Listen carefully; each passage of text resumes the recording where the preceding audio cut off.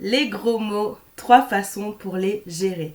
Bonjour, je suis Marine, coach en parentalité positive. J'espère que vous allez bien les parents, que vous êtes en forme et que vous kiffez votre parentalité. Si c'est pas déjà fait, je vous laisse vous abonner à ma chaîne pour recevoir à chaque fois des notifications pour les nouvelles vidéos que je mets en ligne. Et vous le savez, durant ce mois de février 2022, je mets en ligne tous les jours de nouvelles vidéos sur plein d'astuces et de conseils parentaux qui vont vous aider à vraiment nouer une relation de confiance entre vous et votre enfant.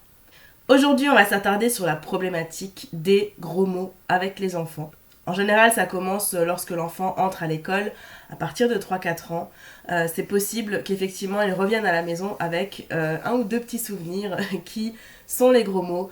Évidemment, ce n'est pas qu'à l'école qu'on les apprend, ça peut aussi être dans le cadre familial, ça peut être à l'extérieur tout simplement. Donc on va pas diaboliser l'école par rapport à ça, absolument pas. C'est juste pour rappeler que c'est à peu près vers 3-4 ans que les enfants commencent à dire leurs premiers gros mots. Et du coup, on se sent complètement démuni et on se dit mais oh là là, c'est pas possible que mon enfant sorte des choses comme ça. Donc on va tout de suite voir les astuces qui vont vous permettre de pallier le problème. Astuce numéro 1, ce que je conseille de faire, c'est que durant les 5 premières minutes de rentrée de l'école, l'enfant rentre à l'école, s'installe, etc. On va lui proposer d'aller dans sa chambre et pendant 5 minutes, on va lui dire, tu dis tous les gros mots que tu veux qui te passent par la tête. Tout.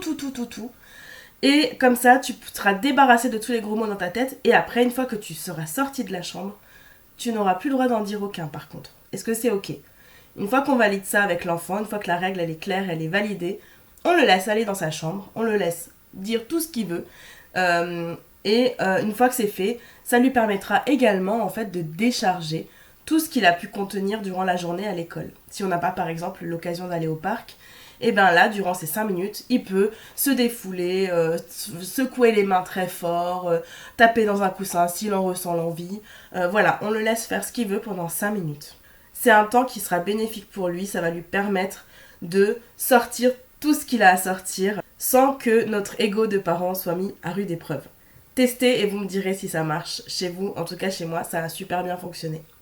La deuxième astuce que je vous propose aujourd'hui, c'est de réaliser en fait une boîte à gros mots. Voilà, ça c'est la nôtre, la petite boîte à gros mots, on a dessiné des petites choses dessus.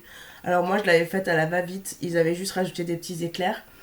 En fait, cette boîte-là, elle s'ouvre. Et donc, dès qu'on a envie de dire un gros mot, on le chuchote et on la laisse dans la boîte à gros mots. Et des fois, on peut la secouer, des fois, on peut lui dire ah, je t'avais dit, hein, t'as pas le droit de sortir de ma bouche. Hein. Voilà, on va utiliser cette boîte, on va la laisser dans un endroit accessible aux enfants. Par exemple, dans le salon, sur un meuble, ou dans un meuble si on veut pas que ce soit le bazar dans le salon, ça, c'est pas un souci. Où vous voulez, mais à un emplacement où l'enfant peut récupérer cette boîte facilement. C'est super important parce que s'il doit vous chercher pour aller chercher la boîte, il aura déjà sorti le gros mot. Il faut qu'il puisse l'avoir à portée de main. Et une fois qu'il l'a à portée de main, il pourra faire ce jeu-là de dire son gros mot en chuchotant dans la boîte à gros mots. La troisième astuce, c'est d'inventer un mot ensemble en famille qui sera le mot à ne surtout jamais prononcer. Mais attention, ce mot, il doit être un peu rigolo. Ça peut être tarabiscotti, tarabistouille, voilà, ce que vous voulez. Un mot, et là vous allez dire oh, il ne faut surtout jamais prononcer ce mot. Oh non. Ou saperlipopette, ce que vous voulez. Un mot qui sera finalement l'étendard des gros mots que l'on n'a pas le droit de dire dans la maison, mais celui-là, c'est vraiment, faut vraiment faire attention. Cette astuce, elle permet de dédramatiser l'utilisation des gros mots. Parce que c'est assez fréquent quand même que dans les familles, nous utilisions pas mal de gros mots, parfois même au quotidien. Donc c'est aussi, ça va être la quatrième astuce bonus, ça va vraiment être de faire attention à notre langage, à nous aussi quand on en utilise. Voilà, il y en a qui utilisent mercredi pour pas dire le mot, tarabiscotte aussi, saperlipopette aussi, parce que justement, ils se sont mis à se dire qu'il y a des mots particuliers qu'on va utiliser qui seront un peu comme des gros mots mais qui seront pas méchants. Les gros mots, c'est vraiment ce qu'Isabelle Fioza appelle des mots cailloux, donc c'est des mots qui font mal, des mots qu'on n'accepte pas en fait dans la famille et à l'extérieur évidemment non plus. C'est la même typologie que les comportements inappropriés. C'est-à-dire que voilà, un enfant qui va taper son parent, on n'acceptera pas. Même dans la discipline positive. C'est souvent ça d'ailleurs qui fait un peu sourire, c'est qu'on a souvent l'impression que dans la discipline positive, on va dire à un enfant qui tape, oh bah non, t'as pas le droit de faire ça. Absolument pas. Quand un enfant tape, c'est stop, hors de question. On arrête l'activité et on arrête le geste surtout.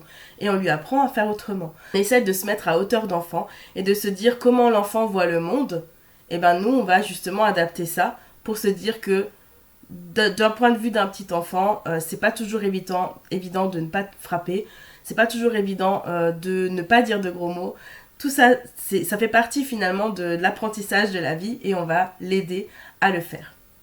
Voilà pour cette petite vidéo, j'espère que ça vous aura plu. N'hésitez pas à me laisser un petit commentaire pour me dire si vous avez essayé l'une ou l'autre astuce et me dire si ça a fonctionné ou pas et qu'on essaie de chercher ensemble des solutions si c'est le cas. A très bientôt pour une autre vidéo. Bye bye.